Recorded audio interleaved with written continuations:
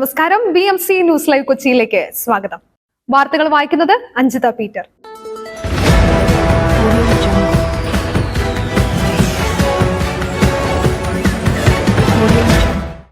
ഈ വാർത്തകൾ നിങ്ങൾക്കായി അവതരിപ്പിക്കുന്നത് Leotech solar solutions, Trivandrum, Ernakulam, Thrissur, Kannur, Chennai and Coimbatore. Powered by he life Thottakkattukara, Joshmal Mookkannur, cleanser, BMC film production and Nazareth villas.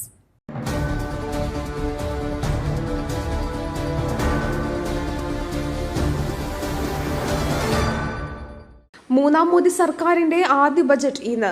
ജനപ്രിയ പ്രഖ്യാപനങ്ങൾ ഉണ്ടാകുമോ? പ്രതീക്ഷയോടെ കേരളം.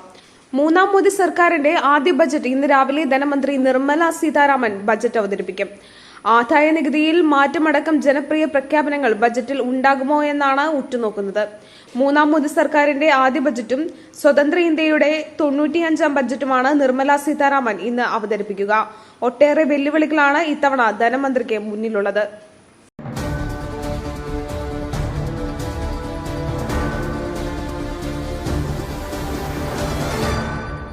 24,000 കോടി കേരളത്തിന് ലഭിക്കണം. അർഹമായ പരിഗണന ലഭിക്കുമെന്നാണ് പ്രതീക്ഷ. ധനമന്ത്രി KN ബാലഗോപാൽ.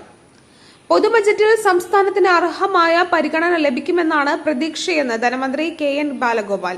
കേരളത്തിന് ന്യായമായി കിട്ടേണ്ടത് കിട്ടണമെന്നും സംസ്ഥാനത്തിന്റെ വിഹിതം വൻതോതിൽ വെട്ടിക്കുറച്ചിട്ടുണ്ടെന്നും മന്ത്രി പറഞ്ഞു.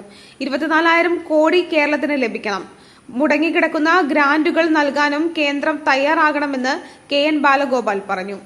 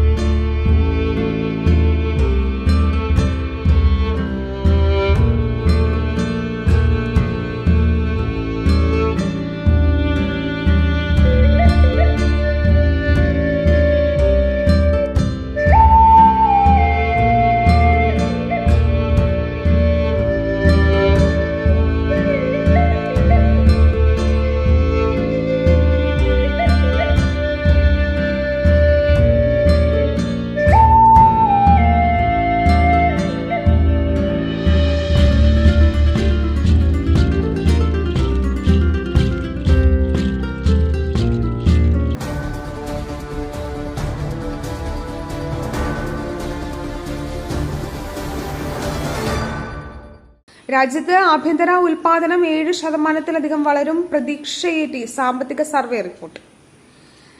നടപ്പ് സാമ്പത്തിക വർഷത്തിൽ ഇന്ത്യയുടെ GDP 6.5%-നും 7%-നും ഇടയിൽ വളരുമെന്ന് സാമ്പത്തിക സർവേ 2024 റിപ്പോർട്ട്.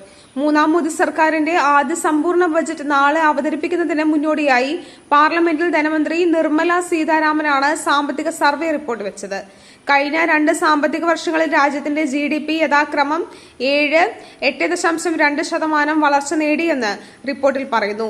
നടപ്പ് സാമ്പത്തിക വർഷം രാജ്യം 7.2% വളർച്ച നേടുമെന്ന് റിസർവ് ബാങ്കും 7% വളർച്ച നേടുമെന്ന് അന്താരാഷ്ട്ര നാണയനിധിയും ഏഷ്യൻ വികസന ബാങ്കും വിലയിരുത്തുന്നുണ്ട്.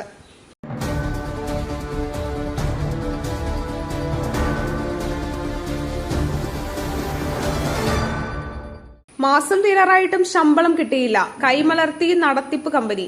108 ആംബുലൻസ് ജീവനക്കാർ പണിമുടക്കുന്നു.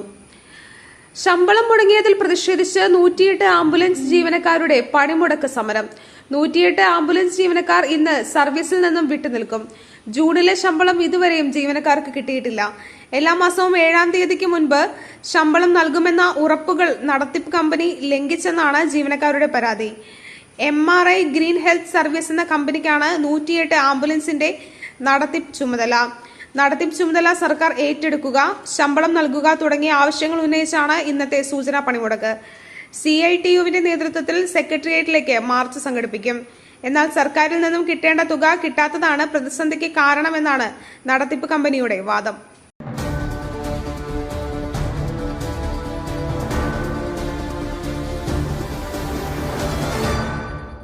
മലപ്പുറത്തേക്ക് 2023 കണ്ടെത്തിയ വൈറസ് വകഭേദം തന്നെ. 9 പേരുടെ സാമ്പിളുകൾ നെഗറ്റീവ്. സമ്പർക്ക പട്ടികയിൽ 406 പേർ. മലപ്പുറത്തെ നിപ്പ വൈറസ് രോഗിയുടെ സമ്പർക്ക പട്ടികയിൽ ഉൾപ്പെട്ട 9 പേരുടെ സാമ്പിളുകൾ നെഗറ്റീവ്. 13 പേരുടെ സാമ്പിളുകളാണ് വൈറോളജി ഇൻസ്റ്റിറ്റ്യൂട്ടിലേക്ക് അയച്ചിരിക്കുന്നത്. ഇവരിൽ 9 പേരുടെ ഫലം വന്നു. എല്ലാവരും നിപ്പ നെഗറ്റീവാണ്. മരിച്ച 14കാരന്റെ സമ്പർക്ക പട്ടികയിൽ 406 പേരാണുള്ളത്. ഇവരിൽ 194 പേർ ഹൈറിസ്ക് വിഭാഗത്തിലുണ്ട്. ഇവരിൽ 139 പേർ ആരോഗ്യ പ്രവർത്തകരാണ്. നിപ്പ ബാധിച്ച 14കാരൻ മരിച്ച പ്രദേശത്തെ 7239 വീടുകളിൽ സർവേ നടത്തി. 439 പേർ പനിബാധിതരാണ്. ഇതിൽ 4 പേർ കുട്ടിയുമായി സമ്പർക്കമുള്ളവരാണ്. 2023 കണ്ടെത്തിയ അതേ വൈറസ് വകഭേദമാണ് ഇപ്പോഴും സ്ഥിരീകരിച്ചത്.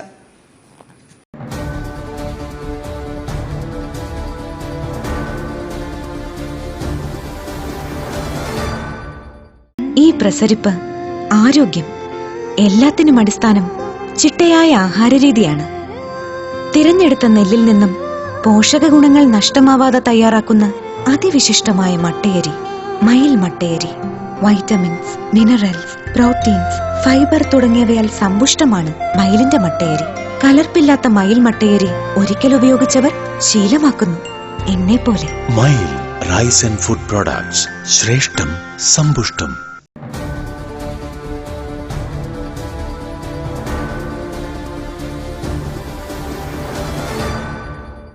നിപ്പ തമിഴ്നാട് അതിർത്തികളിൽ നടക്കുന്നത് അനാവശ്യ പരിശോധനയെന്ന് കേരളം. നിപ്പയുടെ പേരിൽ തമിഴ്നാട് അതിർത്തികളിൽ നടക്കുന്നത് അനാവശ്യ പരിശോധനയെന്ന് കേരളം. നിപ്പ സംബന്ധിച്ച് കേരളത്തിൽ ഗുരുതരമായ സാഹചര്യങ്ങൾ നിലനിൽക്കുന്നില്ലെന്ന് ആരോഗ്യവകുപ്പ് പ്രതികരിച്ചു. വാളയാർ അതിർത്തിയിൽ അടക്കം കേരളത്തിൽ നിൽക്കുന്നവരെ പരിശോധിക്കുന്നതിൽ സംസ്ഥാനം അതൃപ്തി അറിയിക്കും. ആരോഗ്യവകുപ്പ് സെക്രട്ടറി തമിഴ്നാട് ആരോഗ്യവകുപ്പുമായി ഉടൻ ബന്ധപ്പെടും. കോളറ വ്യാപന സമയത്ത് തമിഴ്നാട്ടിൽ നിന്നും ആളുകൾക്ക് കേരളത്തിൽ വിലക്കുണ്ടായിരുന്നില്ലെന്ന് സംസ്ഥാനം കൂട്ടിച്ചേർത്തു.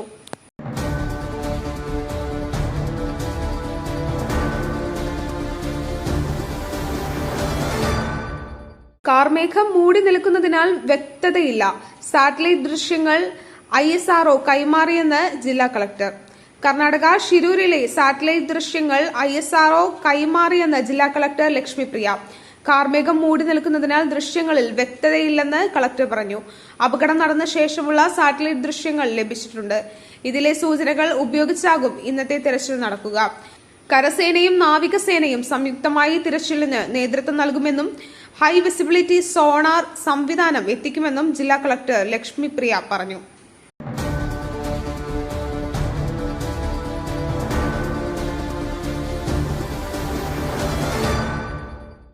ഷിരൂർ മണ്ണിടിച്ചിലിൽ ഗംഗാവാലി പുഴയിൽ നിന്നും ഒരു മൃതദേഹം കണ്ടെത്തി. കർണാടക ഷിരൂരിൽ മണ്ണിടിച്ചിലിൽ ഗംഗാവാലി പുഴയിൽ നിന്നും ഒരു മൃതദേഹം കണ്ടെത്തി. ഒരു സ്ത്രീയുടെ മൃതദേഹമാണ് പുഴയിൽ നിന്നും കണ്ടെത്തിയത്. അർജുൻ ഉൾപ്പെടെ 4 പേരെയാണ് അപകടത്തിൽ കാണാതായത്. മൃതദേഹം ലഭിച്ചത് ജില്ലാ കളക്ടർ സ്ഥിരീകരിച്ചിട്ടുണ്ട്. മൃതദേഹം കണ്ടെത്തിയെന്നുള്ള കാര്യം മാധ്യമങ്ങളെ അറിയിച്ചത് ലോറി ഉടമ മനാഫാണ്.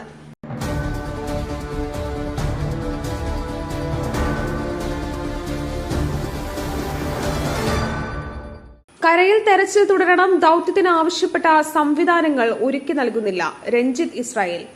കർണാടക ഷിരൂരിൽ മണ്ണിടിച്ചിലിൽ കാണാതായ അർജുനായുള്ള തെരച്ചിലിനായി ദൌത്യത്തിന് ആവശ്യപ്പെട്ട സംവിധാനങ്ങൾ ഒരുക്കി നൽകുന്നില്ലെന്ന് രക്ഷാപ്രവർത്തകൻ രഞ്ജിത്ത് ഇസ്രായേൽ.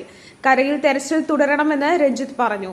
പുഴയോരത്ത് മണ്ണ് മാറ്റാനുണ്ടെന്നും കരയിലെ പരിശോധനയ്ക്ക് കൂടുതൽ സംവിധാനങ്ങൾ ആവശ്യമുണ്ടെന്നും രഞ്ജിത്ത് ഇസ്രായേൽ പറഞ്ഞു.